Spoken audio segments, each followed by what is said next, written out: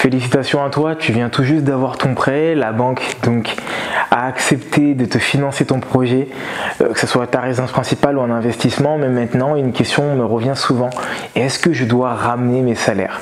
À travers cette vidéo, on va voir si c'est vraiment une obligation ou non, tout simplement.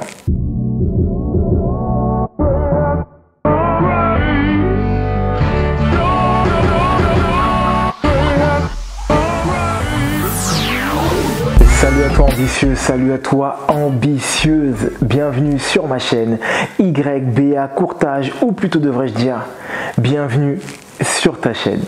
Je me présente pour ceux qui ne me connaissent pas, Roméo, je suis courtier en prêt immobilier, j'accompagne les particuliers et les investisseurs dans l'achat d'une résidence principale ou d'un investissement locatif.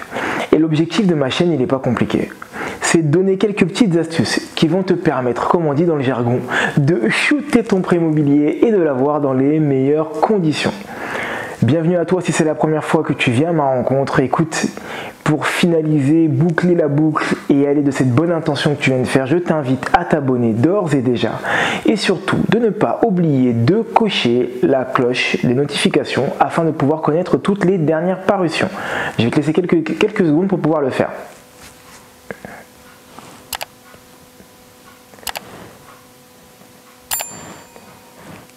Je pense que c'est bon, ça y est, t'es abonné, félicitations.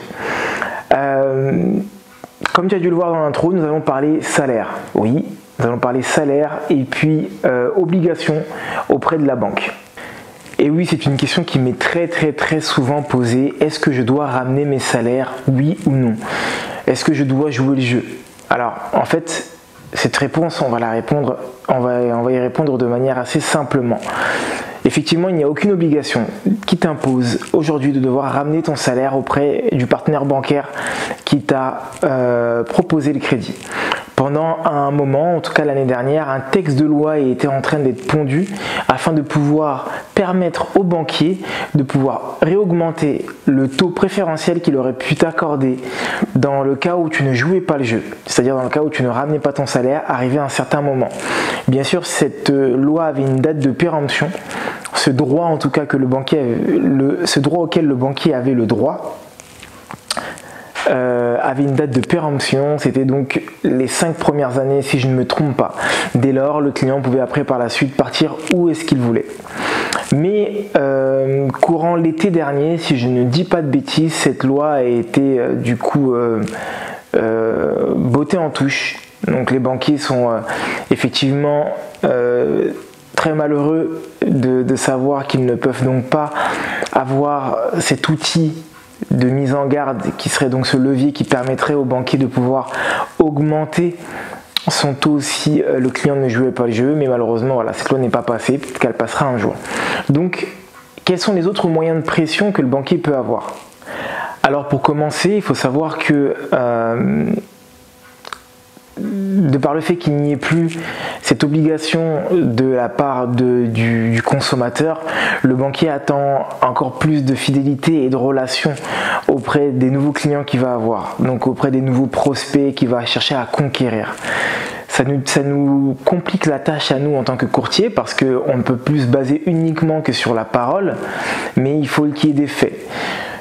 Le banquier va faire attention à plusieurs points, déjà à remarquer et à regarder si oui ou non tu as d'autres prêts immobiliers auprès d'autres partenaires bancaires. Et en fonction de la nature des prêts immobiliers, il va estimer si oui ou non ça vaut le coup et si oui ou non tu ramèneras tes salaires chez lui. Alors lorsque tu fais un investissement locatif, moi c'est ce que je dis à chaque fois à mes clients, je vous invite à jouer vraiment franc jeu et c'est vraiment une relation, voilà, comme une relation comme on l'entend au sens propre avec votre partenaire bancaire et l'objectif c'est vraiment essayer de faire en sorte que ça soit la relation soit la plus pérenne possible et que vous n'ayez pas de complications lors de vos prochains projets.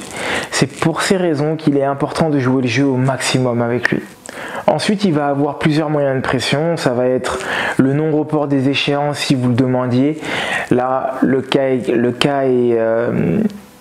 bien illustré dans cette période de coronavirus au moment où je fais la vidéo. Toutes les personnes qui souhaitent donc du coup reporter leurs échéances, il n'y a aucune obligation auprès du partenaire bancaire à le faire. Donc ça va être en fonction de la relation que vous aurez eue en amont avec lui ou non. Il y a également renouveler un nouveau crédit.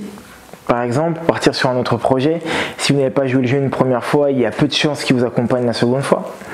Il y a également le fait de pouvoir tirer la mensualité, la repousser, le fait de pouvoir rembourser par anticipation aussi. Il n'est pas obligé d'accepter le remboursement par anticipation. Il peut également vous y imputer des frais.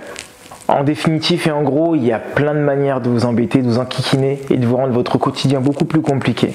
C'est pour ça que je vous invite, même s'il n'y a pas d'obligation, à jouer le jeu et à ramener les salaires auprès du partenaire bancaire. Mais cependant, ne pas hésiter à lui dire que s'il n'était pas prêt à vous accompagner, vous partiriez sans aucun problème et sans aucun état d'âme vers un autre partenaire bancaire qui lui vous ferait confiance. C'est une relation de confiance et ça va dans les deux sens. On parle de partenaire, donc c'est du gagnant-gagnant. Dès lors que vous n'arrivez pas à avoir ce que vous voulez dans la cohérence, bien sûr, de votre situation, il est totalement légitime de partir vers un autre partenaire bancaire. Et à lui, à ce moment-là, jouer preuve de fidélité et lui dire que vous serez amené à ramener vos salaires. Et voilà, c'est la fin de cette vidéo. J'espère qu'elle t'aura plu. Si c'est le cas, n'hésite pas à la partager à un grand nombre de personnes pour que tout le monde puisse en bénéficier un maximum. N'hésite pas à y balancer un gros pouce, ça me fait toujours plaisir. Ça fait également plaisir à YouTube et ça te fait ta BA. Et à balancer des commentaires juste en bas si tu veux qu'on développe ou autre. Si tu souhaites rentrer en contact avec moi, et ben écoute, il y a un moyen simple. Il y a un lien qui est juste en bas. Ça te permet de prendre un rendez-vous téléphonique d'une dizaine de minutes totalement gratuitement afin de pouvoir établir un début de stratégie avec toi. Ça s'appelle un call diag. Donc tu as juste à regarder sur le lien, te laisser emmener tranquillement et puis programmer un rendez-vous. Je me ferai un plaisir de pouvoir échanger avec toi. Entre temps, je te souhaite une excellente journée à toi ambitieux ou une excellente soirée à toi ambitieuse ou bien l'inverse. Et je te dis à très bientôt pour le call diag ou pour une prochaine vidéo. Bye.